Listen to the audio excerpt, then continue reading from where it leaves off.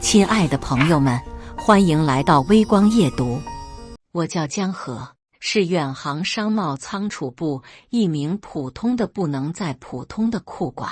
在这个弥漫着纸箱、木屑和偶尔飘散的红酒醇香的仓库里，我已经混了快1年。在同事们眼里，我就是个不折不扣的老油条，每天按时上下班，不多说一句话，不多干一点活，像个沉默的影子，在堆积如山的货架间穿梭。大家背地里都说我是走了后门进来的，介绍人是仓库里真正的老神仙马叔。马叔是公司的元老，看着公司从一个小门脸发展到如今的中等规模，却不知为何主动申请来了这最没前途的仓储部养老。他每天的工作就是喝茶、看报，偶尔指点一下新人，谁也不敢惹他。因为这层关系，大家虽然觉得我闷，但也没人故意找我麻烦，日子就这么不好不坏地过着。直到赵辉的到来。赵辉27岁，顶着个不知名海外大学的 MBA 头衔，被销售副总，也就是他亲舅舅刘副总一手安插进了仓储部当经理。他上任的第1天就召集了全部门开会，各位，从今天起，我们仓储部要彻底告别过去那种作坊式的低效的管理模式。赵辉穿着一身与仓库环境格格不入的挺刮西装，站在自制的 PPT 前，意气风发。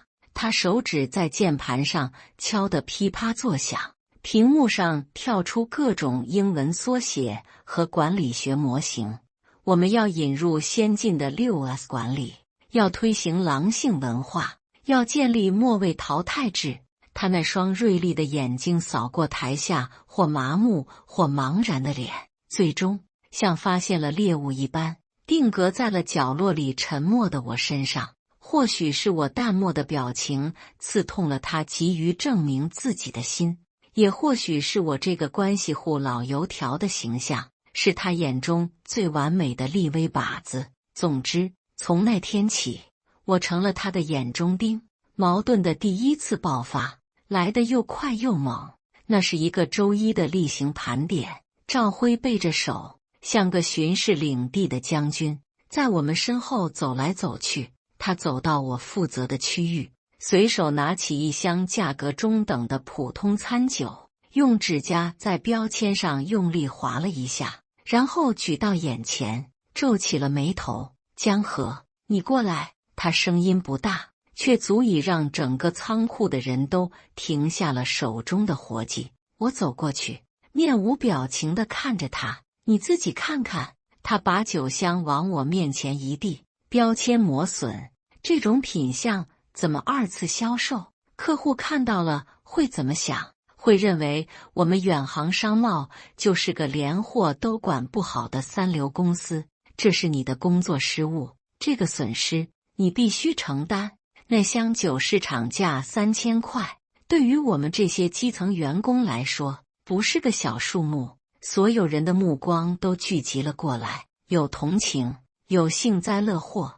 我看着那个几乎可以忽略不计的划痕，又抬眼看了看赵辉那张写满了我要立威的脸，平静地问了一句：赵经理，确定要这么处理？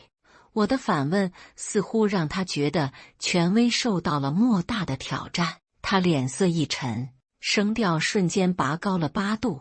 怎么，你还想狡辩？工作失误就要认罚，这是规矩。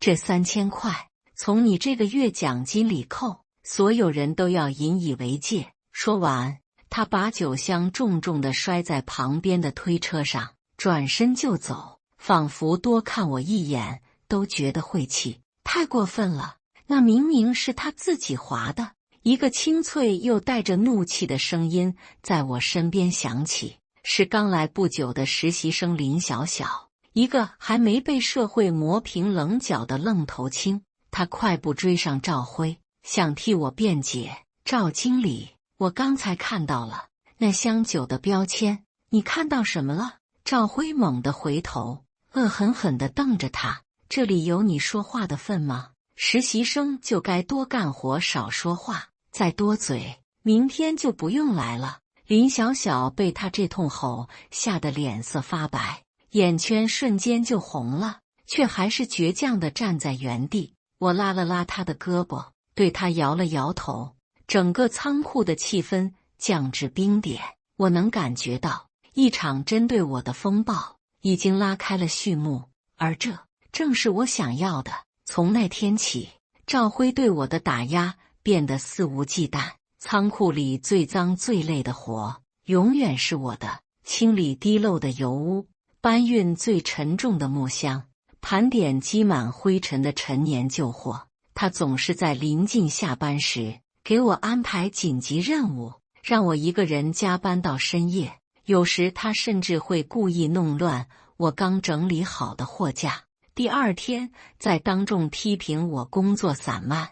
在部门的微信群里，他更是含沙射影，一会儿发一篇公司不养闲人，一会儿又撰一则如何开除不作为的老员工。所有人都心知肚明，他指的是谁。我像一块海绵，默默吸收着这一切负面情绪，完美地扮演着一个被职场霸凌却无力反抗的受气包。同事们对我的态度也从最初的同情慢慢变成了疏远和鄙夷。在他们看来，我就是一个即将被淘汰的懦弱无能的废物。只有林小小还会偶尔趁赵辉不注意偷偷塞给我一瓶水，或者在我加班时帮我多订一份盒饭。江河哥，你为什么不反抗啊？或者跟马叔说说，让他帮你出头。他不止一次为我打抱不平，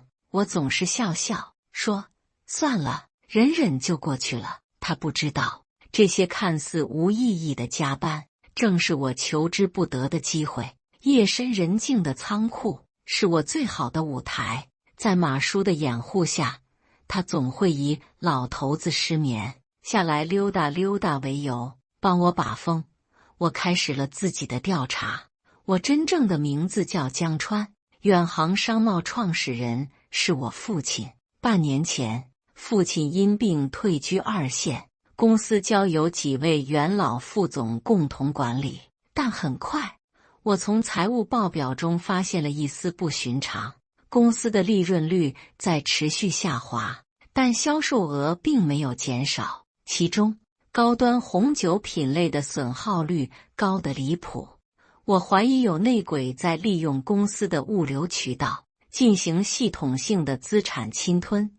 为了不打草惊蛇，我主动向父亲提出了这个乾隆计划，化名江河，进入了问题最可能发生的仓储部。在这些加班的深夜里，我逐一排查了仓库的每一个监控死角，仔细核对了近2年的所有出入库记录。我发现了一个规律，每隔1到2个月，总有一批高端红酒的库存会出现异常损耗，或者在发往某些特定大客户后，会收到品质不符的投诉。而这些投诉无一例外都被销售部的刘副总、赵辉的亲舅舅以补偿客户、内部处理为由，悄无声息地压了下去。我开始在深夜对这些批次的留样酒进行秘密取样，通过专业的仪器分析，我的猜测得到了证实。有人在系统性的用劣质酒调包公司采购的高端正品酒。这条藏在公司机体里的蛀虫比我想象的还要肥大，而赵辉的到来不过是这条蛀虫为了更好地掩护自己推到前台的一枚棋子。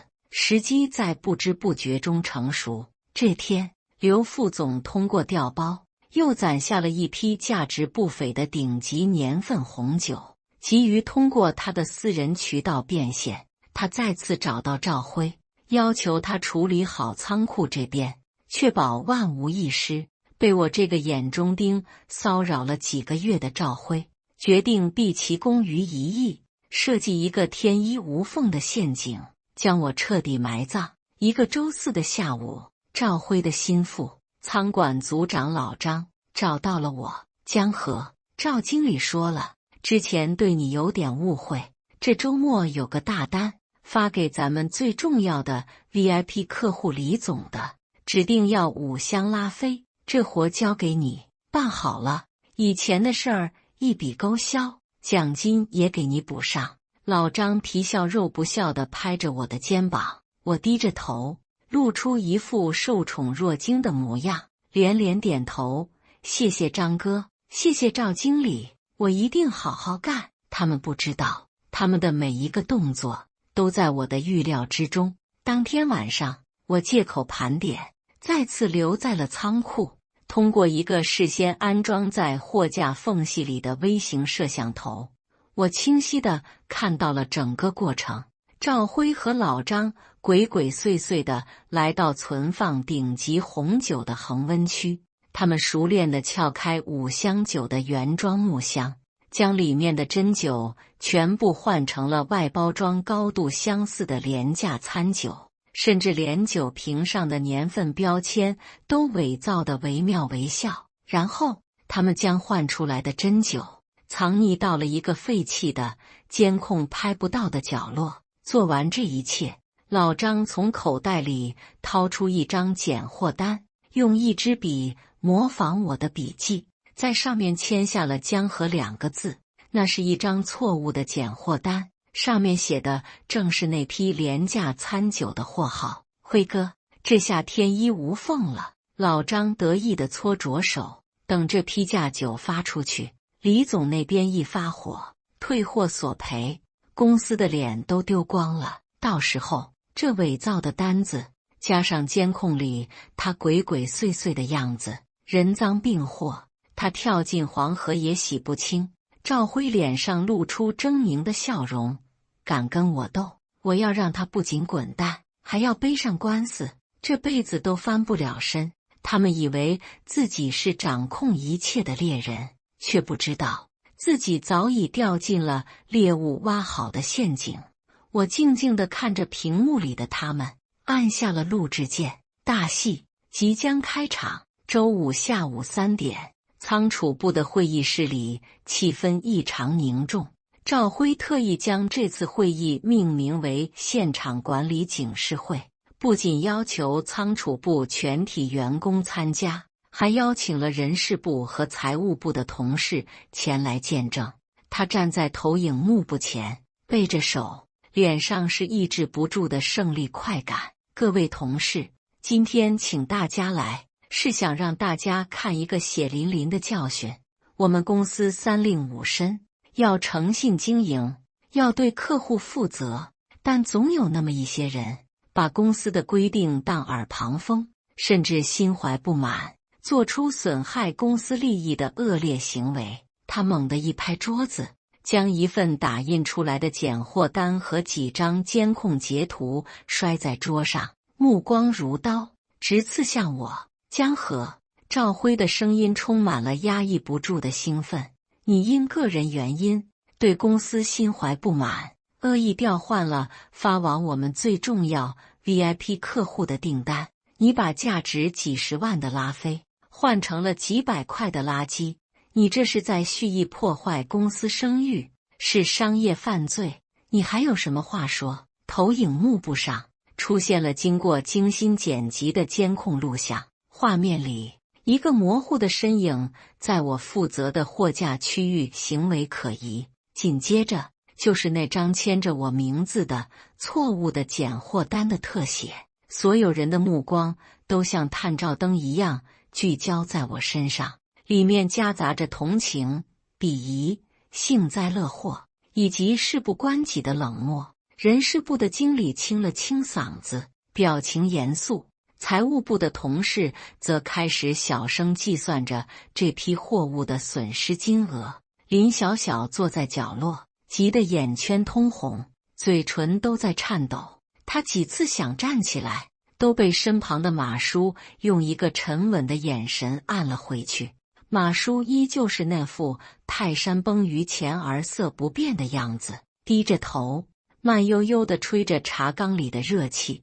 赵辉看着我的沉默，以为我已经被这阵仗吓傻了。他走到我面前，居高临下地指着会议室的大门，对人事经理说：“陈经理，对于这种人，就是公司的蛀虫，我建议立刻开除，并以涉嫌盗窃和损害商业信誉报警处理。我们远航商贸绝不容许这种害群之马存在。”整个会议室死一般的寂静，只剩下赵辉粗重的喘息声。我终于抬起了头，没有愤怒，没有辩解，甚至没有一丝慌乱。我迎上赵辉的目光，平静地问了一个看似毫不相干的问题：“赵经理，你来公司3个月，你知道咱们公司年会抽奖用的那款创始人纪念版红酒存放在哪个区的哪个货架上吗？”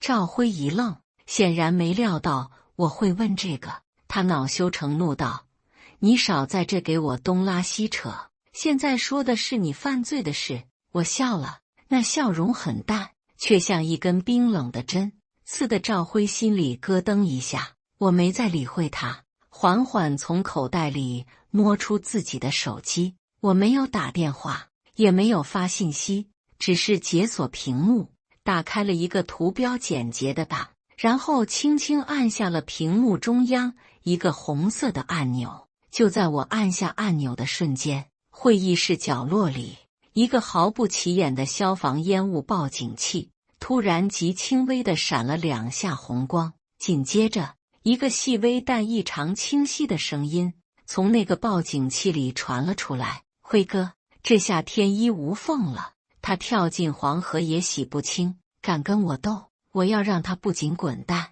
还要背上官司，这辈子都翻不了身。”这正是昨晚赵辉和老张在仓库里的对话录音。老张的脸唰的一下变得惨白，双腿一软，几乎瘫倒在地。赵辉的脸色则像是被瞬间抽干了所有血色，从得意洋洋的潮红变成了死人般的灰白。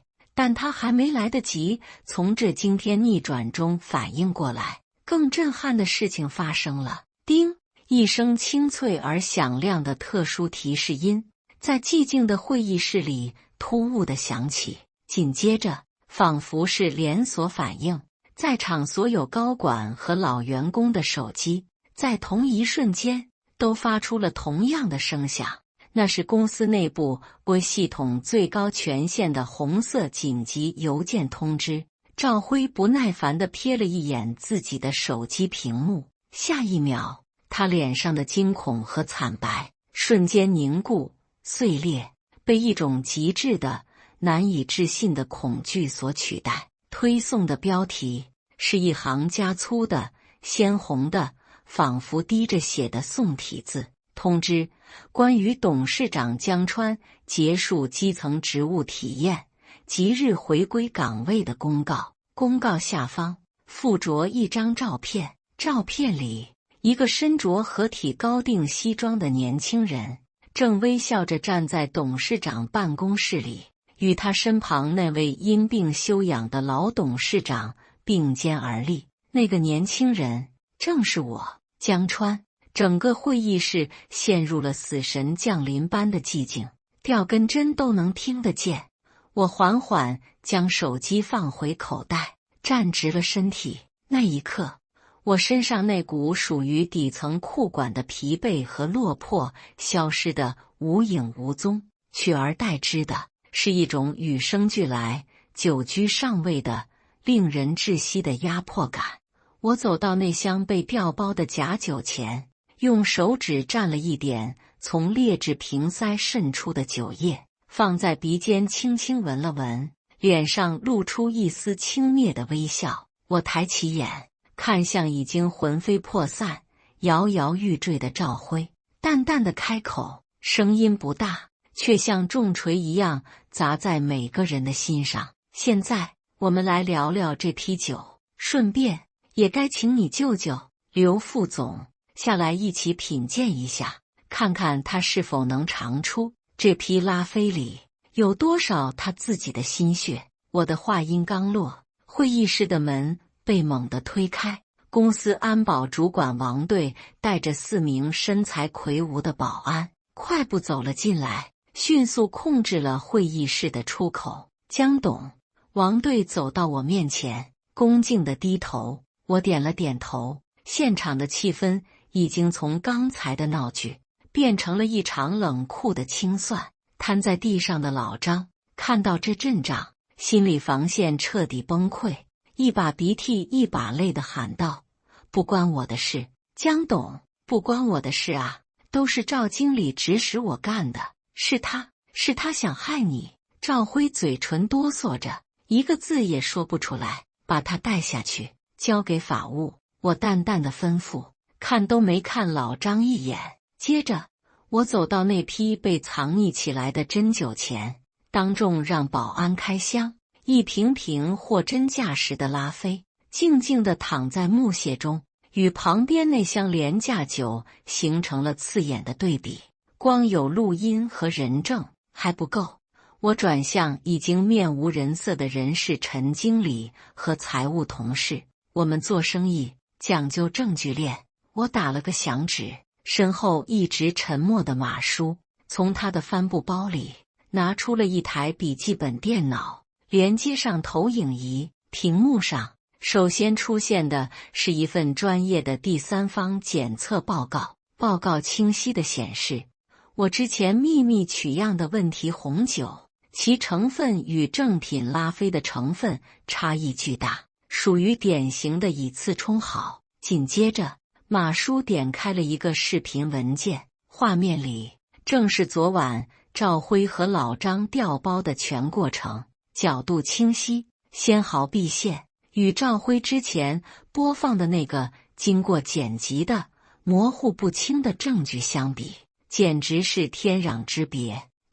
这不可能，那里的监控早就坏了！赵辉失声尖叫。我冷冷地看着他，你以为的监控和真正的监控不是一回事。就在这时，会议室的门再次被推开，销售副总刘副总风风火火地闯了进来。他显然是听到了风声，但还不知道具体情况。怎么回事？开个会怎么还把保安叫来了？赵辉，他看到自己外甥那副失魂落魄的样子，立刻板起脸来。江河是吧？我听说你偷换公司的货物，你好大的胆子！他还在用副总的架子，企图掌控局面。在场的所有人都用一种看小丑般的眼神看着他。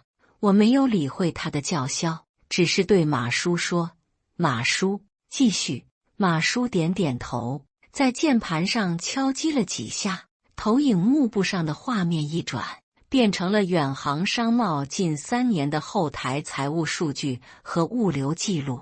一条条红色的线条将一个个看似毫无关联的数据点连接了起来。刘副总，我的声音不大，却清晰地压过了他所有的质问。3年来，由您主导的销售渠道异常损耗率是其他渠道的15倍。